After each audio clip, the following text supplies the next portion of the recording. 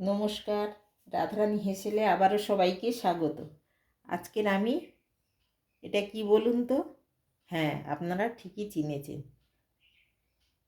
এটা হচ্ছে স্ট্রবেরি। আমি তেমনি 250 গ্রাম স্ট্রবেরি নিয়েছি। আজকে দারুণ স্বাদের একটি রান্নার চাটনির রেসিপি আপনাদের সামনে শেয়ার করব। এটা আমার নিধি খেতে চেয়েছে, তাই ওর মা নিয়ে এসছে। নিধি আমার নাতনি, আমার কাছেই থাকে ছোটোর থেকে। ওর মা কোর্টে কাজ করে, সেই জন্য ও আমার কাছেই থাকে। এখন স্কুলে গেছে, সেই ফাঁকে আমি চাটনিটা করে নিচ্ছি, তাই ভাবলাম আপনাদের সঙ্গেও একটু শেয়ার করি। আজকের আমার এই চাটনিটা কেমন লাগে অবশ্যই জানাবেন। প্রথম থেকে শেষ পর্যন্ত দেখার অনুরোধ রইল।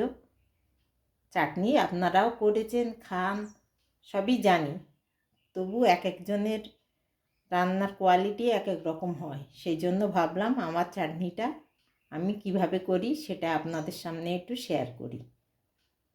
প্রথমে আমি স্ট্রবেরিগুলোকে ভালো করে ধুয়ে নিয়েছি, 3-4 বার জল পাল্টিয়ে। এবার যেটা করব, আমি 4 টুকরো করে নেব। মুখের কাছে একটু কেটে ফেলে দেবো, দিয়ে এইভাবে আমি এটা বটিতে কেটে নেব। একটা আপনাদের দেখাচ্ছি, আমার কোনো চপার বোটও নেই আর সবজি কাটা ছুরিও নেই, বাড়ির একটি নর্মাল ছুরি দিয়েই আপনাদের দেখালাম। এরকম আমি 4 পিস করে নেব একটা স্ট্রবেরি, তারপর দেখাচ্ছি। দেখুন, সমস্ত স্ট্রবেরিগুলো আমি কেটে নিয়েছি এইভাবে। এবার প্রথমে যেটা করব, আমি কড়াই বসিয়ে গ্যাস অন করে দিয়েছি। আমি এখানে নিয়েছি 2টো ছোট সাইজের শুকনো লঙ্কা, 5টা গোলমরিচ, অল্প একটু 5 ফোড়ন আর অল্প একটু জিরে। এইগুলো প্রথমে আমি ভেজে নেব, শুকনো কড়াই ভেজে নেব। খুব বেশি কিন্তু মশলা এতে দেয়া লাগে না, খুব কম মশলায় খুব তাড়াতাড়ি এই চাটনিটা বানানো যায়, কিন্তু খেতে একেবারেই দুর্দান্ত হয়। আমি ওটা ভেজে নিচ্ছি ভালো করে। দেখুন, মশলাগুলো আমি বেশ লালচে করে ভেজে নিয়েছি। খুব বেশি ভাজতে যাবেন না, গেলে কিন্তু মশলাটা তেতো ভাব এসে যাবে, খেতে ভালো লাগবে না। এবার যেটা করব, আমি চাটনিতে কিন্তু সাদা তেলই দেবো। আমি এই 1.5 চামচ মতন সাদা তেল দিলাম, খুব বেশি তেল দেওয়ার কিন্তু দরকার নেই। আর আমি নিয়েছি 2টো কারি পাতা, 2টো মানে এই যে কারি পাতাটা তো এইভাবে হয়, এইভাবে এক একটা, এর থেকে আমি এগুলো দিয়ে দেব। 2টো থেকেই আমি পাতাগুলো নিয়ে দিয়ে দিলাম। আর দেবো অল্প একটু সর্ষে ফোড়নে।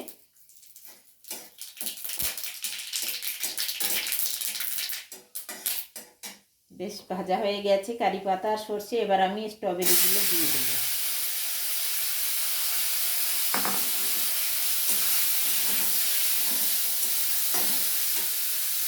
দিয়ে সামান্য একটু হলুদ দেবো, খুব বেশি হলুদ দেওয়া লাগবে না, কারণ স্ট্রবেরিগুলো তো একটু লালচে, সামান্য একটু দিলাম। স্বাদ অনুযায়ী লবণ দিয়ে দেবো। আমি ছোটো চামচে 1.5 চামচ মতন লবণ দিয়ে দিলাম।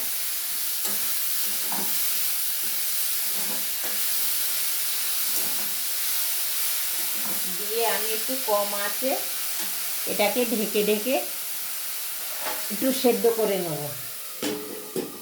গ্যাসের জোরটা একবারেই কমিয়ে দিয়েছি।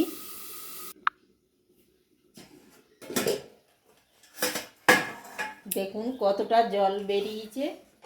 আমি মাঝে একবার ঢাকনা খুলে একটু নাড়িয়ে দিয়েছিলাম। আপনারা পারলে সামান্য যদি জল দিতে চান দেবেন, আমি আজকের আর জল দেব না। আমি একটু বসা বসা করব, গ্রেভিটা যেন একটু বেশ ঘন ঘন হয় চাটনিটা।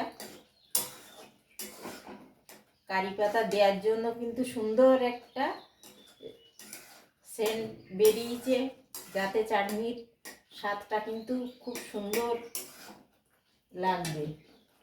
এবার আমি চিনি নিয়েছি কিছুটা, এতটা দেব না।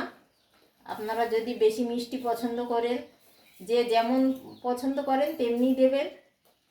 কেউ একটু টক ভালোবাসে, আবার কেউ একটু মিষ্টি পছন্দ করে। আমি খুব মিষ্টি দেবো না, সামান্য একটু টক রাখবো, সেই জন্য এতটাই চিনি দিলাম। দিয়ে আবারও আমি একটু ফুটিয়ে নেবো। আর এখানে আমি মশলাটা কিন্তু গুঁড়ো করে একটু ঢেকে রেখেছি, কেন এর ভাজা গন্ধটা চলে যায়, যাতে যে না যায়।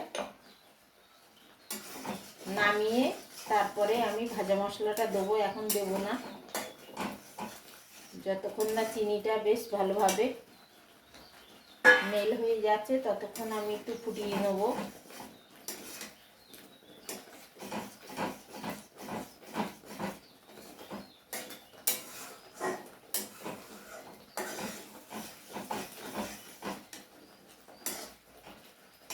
আমার একেবারেই চাটনি হয়ে গেছে। এবার আমি গ্যাস অফ করে দেবো।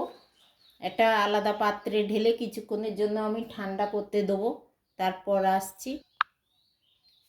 বেশ ঠান্ডা হয়ে গেছে চাটনিটা। আমি এইবার এতে গুঁড়ো মশলাটা দিয়ে দেবো।